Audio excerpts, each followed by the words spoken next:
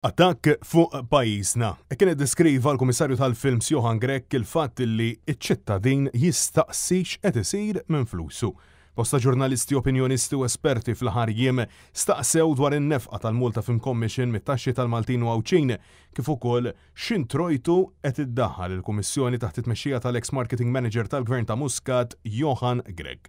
Kienu diversi dawk li staqsew lil Johan Grech, inkluż Net News, fejn permezz ta' email mibgħuta ġimgħa ilu staqsejnieh 19 il-domanda dwar l-ispiża, in-nefqa u dak kollu li għandu x'jaqsam mal-Kummissjoni tal-Films, madankollu bqajna mingħajr risposta.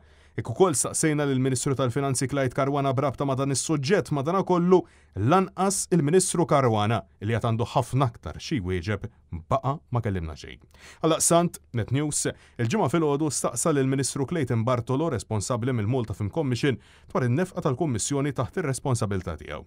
Fost oħrajn staqsejna lill-Ministru kemm ġie jiswa l-Mediterranean Film Festival, bi Clayton Bartolo jgħidilna li kull informazzjoni se tkun qed tinħareġ sal-aħħar ta' Settembru meta, suppost, il-pubbliku ikollu kull informazzjoni ta' kemm ħareġ il-Gvern u kemm għamel qlih minnu.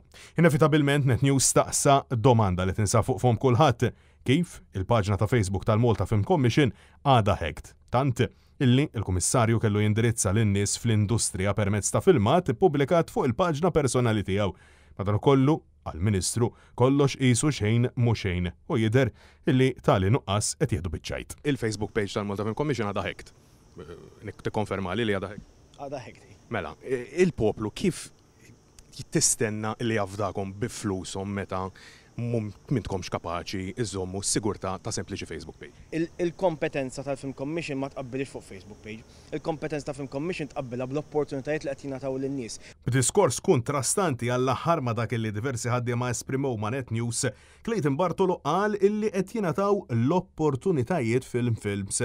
Madankollu nies fis-settur qed jisħqu illi hemm monopolju u li diffiċli immens biex tixħed saqajk fl-industrija tal-films lokali u ssib post sikur.